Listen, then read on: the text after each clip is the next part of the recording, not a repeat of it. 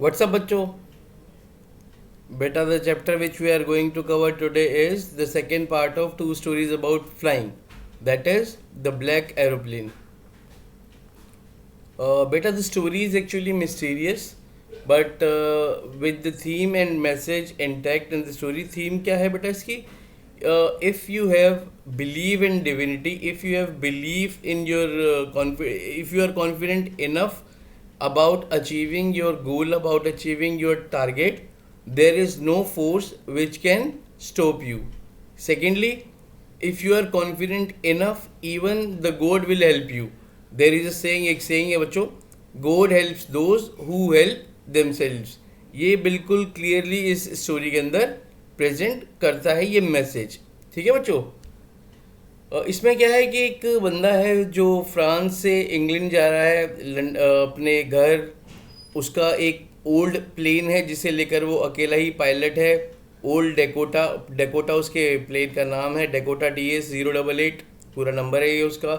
अब कैसे जब वो चलता है, अपनी जर्नी बिगिन करता है, तो weather was favourable, everything was good, stars were shining, there was no chance of disturbance in the air. तो ऐसे वेदर में वो अपनी जर्नी बिगिन करता है और वो टाइम से सही टाइम पर इंग्लैंड पहुंचना चाहता है और वहाँ पर जाकर अपनी फैमिली के साथ इंग्लिश ब्रेकफास्ट एंजॉय करना चाहता है. अब रास्ते में क्या होता है, उसका प्लेन कैसे एक स्टॉर्म के बीच में फंस जाता है और कैसे कौन उसकी वहाँ पर हेल्प करता है, ये इस चैप्टर के अंदर हम पढ़ने वाले हैं. ठीक है बेटा. Let's see the chapter. The moon was coming up in the east behind me and stars were shining in the clear sky above me. Narrator जो कि पायलट है वो बताता है, moon was shining behind him and stars were shining in the clear sky above him. There wasn't a cloud in the sky. एकदम clean sky थी, कोई cloud नहीं था. कोई क्लाउड नहीं था इन द सेंस कि इसके अंदर अब क्लाउड ना होने का मतलब ये है बेटा कि स्टॉर्म का कोई चांस नहीं था. ठीक है, एकदम क्लियर वेदर था. ऐसा वेदर फेवरेबल होता है फ्लाइंग करने के लिए. ठीक है. I was happy to be alone high up above the sleeping countryside. अब उसे रात को अच्छा लग रहा है, कंट्री साइड के ऊपर से वो निकल रहा है. कंट्री साइड बेटा रूरल एरिया जहाँ से ऊपर से वो फ्लाई कर रहा है और सब सोए हुए हैं. I was flying my old Dakota aeroplane over France back to England. कहाँ जा रहा था वो? वापस England. I was dreaming of my holiday and looking forward to being with my family. I looked at my watch 1:30 in the morning. उसने अपनी watch देखी. He was eagerly waiting to meet his family. Watch में time था 1:30 in the morning, यानी रात वाला 1:30. ठीक है. I should call Paris control soon I thought. अब 1:30 पे उसने डिसाइड किया कि पेरिस कंट्रोल रूम में कंट्रोल एक बारी जो फ्लाइट कंट्रोल है वहाँ पर कॉन्टेक्ट करता हूँ. As I look down past the nose of the aeroplane I saw the lights of a big city in front of me. I switched on the radio and said, Paris control Dakota DS-088 here, can you hear me? I am on my way to England, over. अब ये उसने वहाँ का जो staff था, जो control room का staff था, उसको इन्फॉर्मेशन दे दी. बेटा ऐसे इन्फॉर्मेशन ये एक प्रोटोकॉल भी है और ज़रूरी भी है कि जब आप किसी सिटी के ऊपर या कहीं से फ्लाई कर रहे हो तो आपको कंट्रोल रूम से आपको कांटेक्ट करना है. ठीक है. The voice from the radio answered me immediately, DS-088 I can hear you, you ought to turn 12 degrees west now, DS-088 over. अब वहाँ से कंट्रोल रूम से उसको क्या सजेशन मिला, क्या डायरेक्शन मिली कि उसको 12 डिग्रीज वेस्ट की तरफ को टर्न करना है. ठीक है, इंग्लैंड जाने के लिए. I check the map and the compass, switched over to my second and last fuel tank and turn the Dakota 12 degree west towards England. अब उसने अपना देखा, उसका जो फ्यूल था वो अब फर्स्ट टैंक ख़त्म हो गया था, सेकेंड टैंक इस टाइम जो फ्यूल था वो सेकेंड टैंक वाला चल रहा था. ठीक है. उसने डायरेक्शन फॉलो की और इंग्लैंड की तरफ अपना प्लेन टर्न कर दिया. I be in time for breakfast I thought. अब वो खुश हो रहा था कि यार ब्रेकफास्ट से पहले मैं टाइम पर पहुंच जाऊंगा. A good big English breakfast, everything was going well. Generally आप लोगों को पता है इंग्लिश ब्रेकफास्ट, जनरली जो इंग्लिश जो लोग हैं, जो ब्रिटिश हैं, वो क्या प्रेफर करते हैं? इंग्लिश ब्रेकफास्ट में नंबर 1 चीज़ उनकी जो प्रेफरेबल होती है वो होती है फिश एंड चिप्स. ठीक है. Paris was about 150 kilometres behind me when I saw the clouds. अब on the way when he was 150 kilometers away from the Paris control room जहाँ से उसकी बात हुई थी, तब उसने देखा कि उसके पीछे एक बहुत बड़ा, उसके सामने, उसके पीछे और सामने भी आई सो द क्लाउड्स. अब उसको क्लाउड्स दिखने लग गए, ठीक है, स्टॉर्म क्लाउड्स. और क्लाउड्स कौन से? स्टॉर्म वाले. They were huge, they looked like black mountain standing in front of me across the sky. I knew I could not fly up and over them. अब उसे इतना पता था कि उसका जो प्लेन है that was not capable enough to fly over those clouds. इतना पावरफुल उसका प्लेन नहीं था.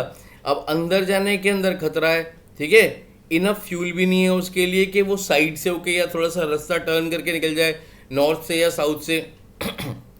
ठीक है.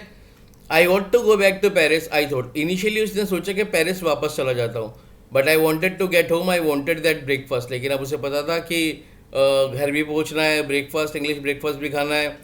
I take the risk. अब देखो बेटा, यहाँ पर उसने रिस्क लिया. रिस्क लिया मतलब अगर आपको उसकी क्वालिटी यहाँ पर पूछी जाए तो आप कह सकते हो कि he was brave, he was risk taker. I thought and flew that old Dakota straight into the storm.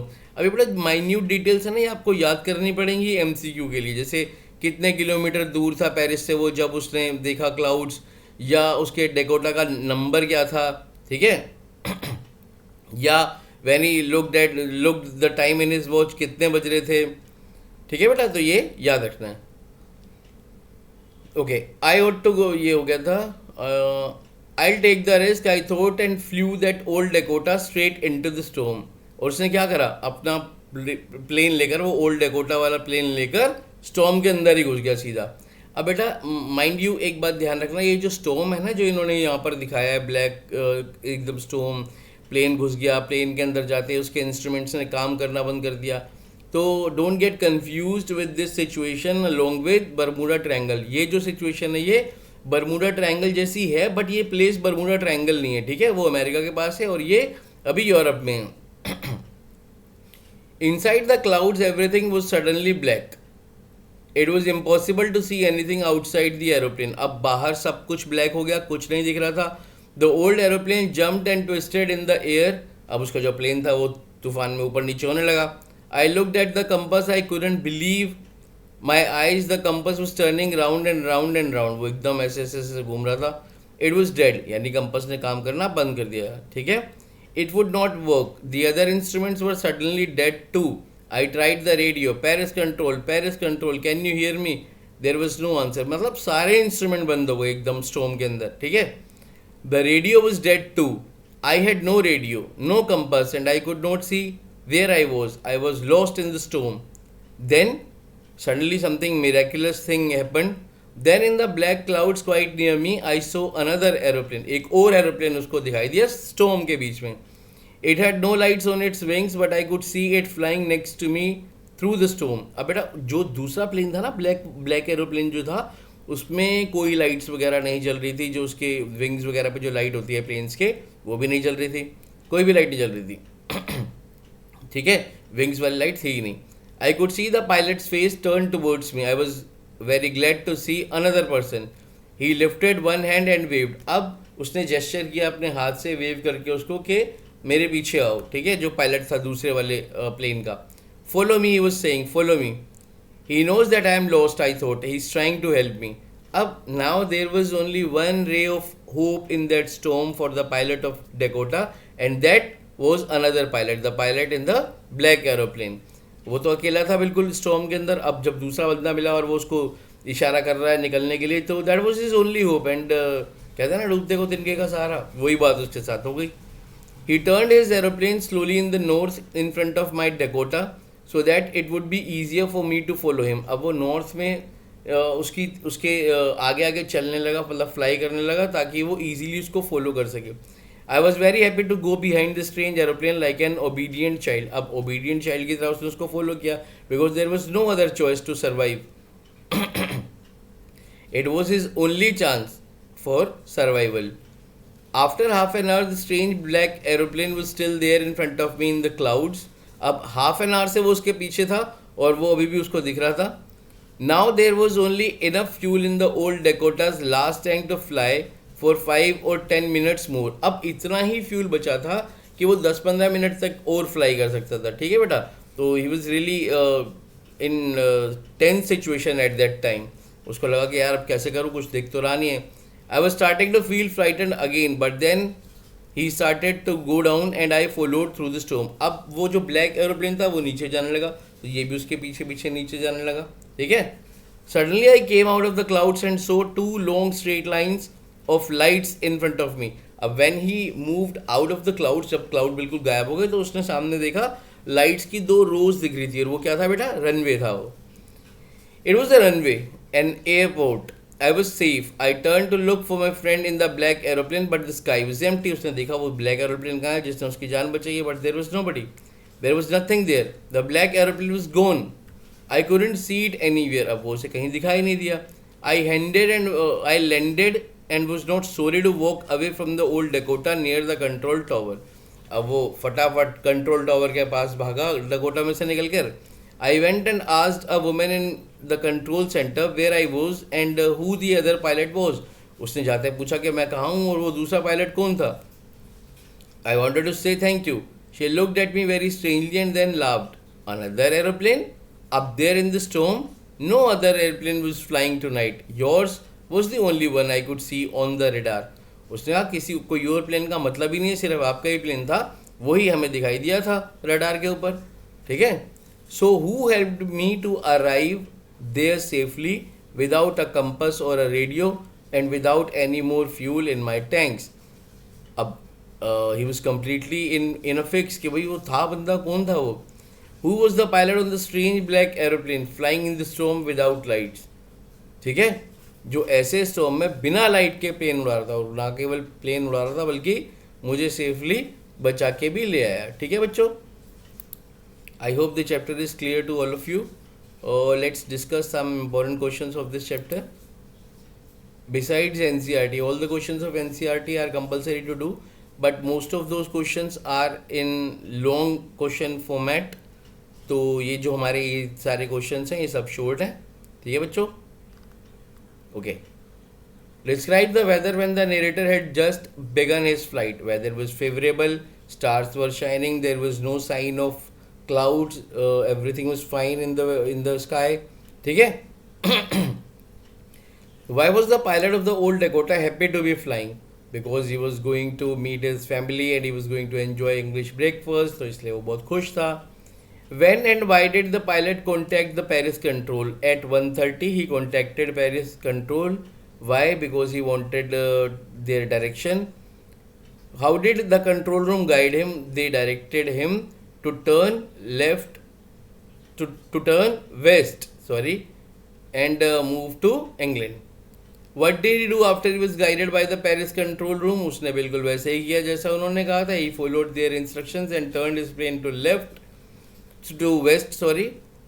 When did the pilot see the clouds? Why did they worry him? जब वो 150 kilometre दूर था Paris वाले control room से, तब उसने clouds देखे black. वो घबरा क्यों गया? क्यों? अब वो कैसे करे? उसका प्लेन इतना ज़्यादा पावरफुल नहीं था कि वो क्लाउड्स के ऊपर से ले जाए. साइड से ले जाने के लायक उसके पास फ्यूल नहीं था. तो इनिशियली तो उसने सोचा पेरिस चला जाऊँ, बट गया नहीं. Why did the pilot think of returning to Paris? जो मैंने भी लास्ट क्वेश्चन में रीज़न बताए हैं कि उसका प्लेन इतना पावरफुल नहीं था कि वो क्लाउड्स के ऊपर से निकल जाए या साइड से निकल जाए. साइड से निकलने के लिए उसके पास फ्यूल नहीं था enough. Why did he decide against it? Because he wanted to reach his home badly and enjoy the English breakfast. What happened when the pilot flew into the storm? उसके जितने भी इंस्ट्रूमेंट्स थे उन्होंने काम करना बंद कर दिया. ठीक है. और फ्यूल भी उसका कम होता जा रहा था, कुछ दिख नहीं रहा था उसको स्टॉर्म में. What did the pilot see when he was lost in the storm? How did it delight him? उसने देखा एक दूसरा एरोप्लेन है, ब्लैक एरोप्लेन, जिसके विंग्स में कोई लाइट वाइट नहीं थी, और उसका पायलट ने उसको हैंड से वेव करके जेस्चर से बोला कि मेरे को फॉलो करो. How did it delight him? Because it was his chance of survival. और कोई चांस नहीं था उसको, इंस्ट्रूमेंट्स काम नहीं कर रहे थे, कंपास चल नहीं रहा था, कॉन्टैक्ट हो नहीं पा रहा था किसी भी फ्लाइट कंट्रोल से. Y did the pilot follow the black aeroplane like an obedient child? Because it was the only source, it was the only ray of hope in his otherwise bleak movement. ठीक है, अकेली वो ही आशा की किरण थी उसके उसके लिए, उसको अपनी जान बचाने के लिए. What problem did the narrator encounter after having followed the black aeroplane for half an hour? Half an hour के बाद उसने देखा कि उसका जो फ्यूल था वो बस लिमिटेड बचा था. इट मीन्स कि वो सिर्फ 10 या 15 मिनट्स के लिए उसके पास फ्यूल अब बचा था. तो वहाँ पर उसकी हालत ख़राब हो गई. When did the pilot of Lakota feel that he was safe? When he moved out of the clouds and he saw 2 rows of lights. ठीक है, 2 rows of light देखिए, आपने देखा होगा, जैसे अगर आप प्लेन में गए हो तो साफ वैसे ही देखा होगा, या मूवीज में देखा होगा, रनवे के ऊपर दोनों साइडों में लाइटें होती हैं. ठीक है, जिससे प्लेन जो है वो इजीली टच डाउन कर सके, लैंड कर सके. What did the pilot ask the women at the control centre and why? उसने पूछा कि वो दूसरा प्लेन कहाँ है जिसका उसका जो पायलट था, क्योंकि मुझे उसको थैंक बोलना है. ठीक है, how did the women react? She got surprise and she laughed and said, there was no other plane in this rough weather. Yours was the only plane she could find on the radar. ठीक है. Comment upon the ending of the story the black aeroplane. बेटा ending बड़ी mysterious है, ending mysteriously छोड़ दी है उसने, narrator ने intentionally, जो राइटर है सॉरी हमारा, इंटेंशनली छोड़ी है.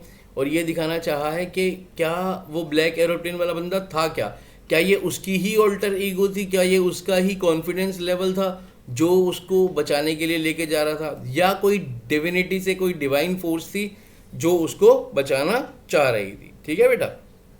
अच्छा जी, लॉन्ग क्वेश्चन बेटा इसमें इतना कोई है नहीं, क्योंकि सारे टेक्स्ट बुक में लॉन्ग क्वेश्चन ही है, जितने भी हैं वो सारे कवर करती है टेक्स्ट बुक. एनसीईआरटी की आप देख लें. Still if you have any doubt in this chapter, still if you have any question which you are unable to understand और which you don't find answer of, आप मेरे से पूछ सकते हैं कमेंट बॉक्स में लिख कर. ठीक है बेटा. और 10th के बाकी के चैप्टर्स भी डले हुए हैं, अगर आप ये वाला मेरा वीडियो देख रहे हैं और बाकी के चैप्टर्स भी करना चाह रहे हैं, तो I am about to cover, I think there are only 3 chapters left. तो जब वो भी कवर हो जाएंगे तो 10th का लिटरेचर पोर्शन फिनिश हो जाएगा, फिर will move to grammar and writing section. Okay बेटा, that's all today. That's all for today. We'll meet with some new chapter in the next session. Till then, bye.